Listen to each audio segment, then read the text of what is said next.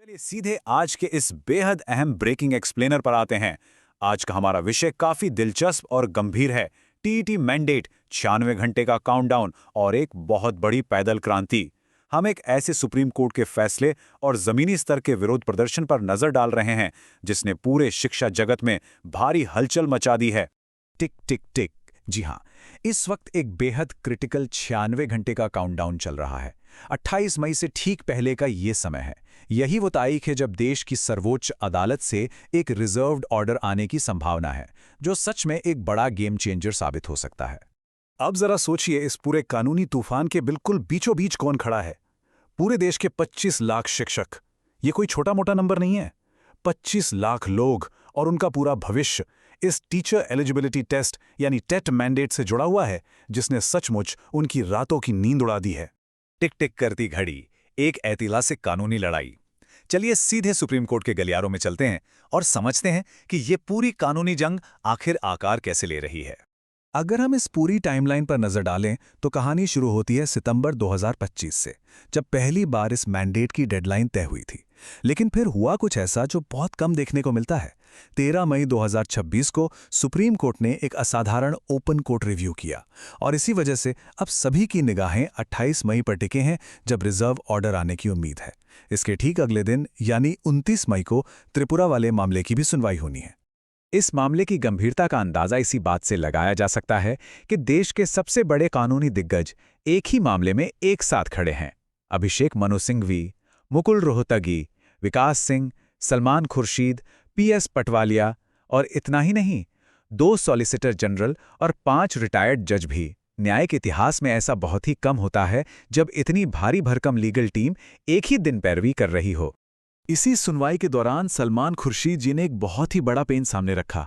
उन्होंने कहा कि मेघालय जैसे राज्यों में तो आज तक कोई टेट परीक्षा हुई ही नहीं है, तो फिर अचानक से वहां के शिक्षकों पर यह नियम थोपना व्यावहारिक रूप से मुमकिन ही नहीं है। ये एक बहुत ही अहम पॉइंट था जिसने पूरी बहस को एक नया मोड़ दे दिया। तो अब सवाल ये उठता है कि 13 मई को जो ऑर्डर रिजर्व हुआ था उसमें इतना वक्त क्यों लग रहा है? इसका जवाब इस नंबर में छिपा है। दरअसल जजों की बेंच 68 अलग अलग आइटम्स की बारीकी से जांच कर रही है, जिसका मतलब है लगभग 10,000 पन्नों के कानूनी दस्तावेज। सच में इतने बड़े पैमाने पर जांच करना कोई आसान काम नहीं है। और बात सिर्फ पन्ने पढ़ने की नहीं है। सुप्रीम कोर्ट के बंद दरवाजों के पीछे एक बहुत ही सख्त प्रक्रिया चल रही है। इन 10,000 पन्नों की टेक्सटिंग, ड्राफ्टिंग, फिर काउंटर तर्कों की प्रूफ रीडिंग, फाइनल ड्राफ्ट तैयार करना, रजिस्ट्रार का अप्रूवल लेना और तब जाकर कहीं पब्लिक अपलोड होना। और ये पूरा का पूरा काम इसी तनाव से भरी 96 घंटे की विंडो में होना है। जमीनी उभार, पैदल मार्च, जिसे पैदल क्रांति का नाम भी दिया जा रहा है। एक तरफ सुप्रीम कोर्ट में कानूनी दांवपेच चल रहे हैं, तो दूसरी तरफ मध्य प्रदेश की धूल भरी सड़कों पर एक बिल्कुल अलग ही तरह का आंदोलन खड़ा हो रहा है। इस जमीनी आंदोलन का चेहरा बने हैं शिक्षक गणेश मालवीय। उनका सीधा और साफ शब्दों में कहना है, नंगे पैर चलूंगा पर हार नहीं मानूंगा।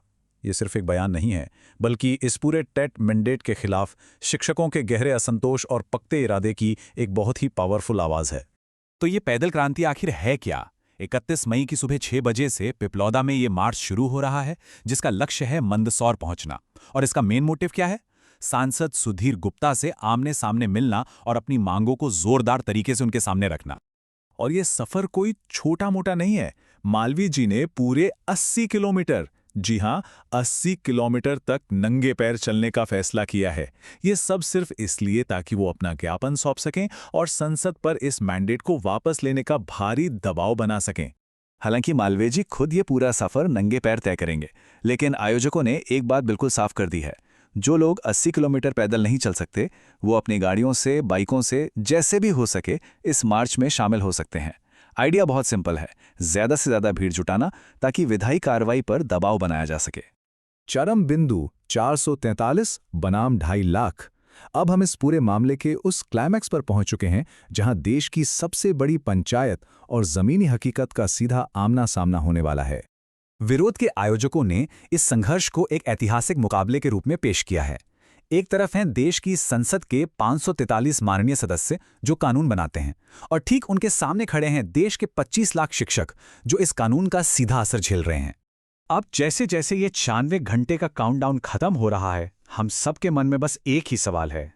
क्या सुप्रीम कोर्ट का यह आने वाला फैसला इस 80 किलोमीटर की पैदल यात्रा को एक शानदार जीत के जश्न में बदल देगा? या फिर यह फैसला इस जमीनी विरोध में एक ऐसा ज्वालामुखी भड़काएगा जिसकी गूंज दूर तक सुनाई देगी? जवाब का सबको बेसब्री से इंतजार है। इस एक्सप्लेनर में फिलहाल इतना ही। यह देखना वाकई दिलचस्प होगा कि आगे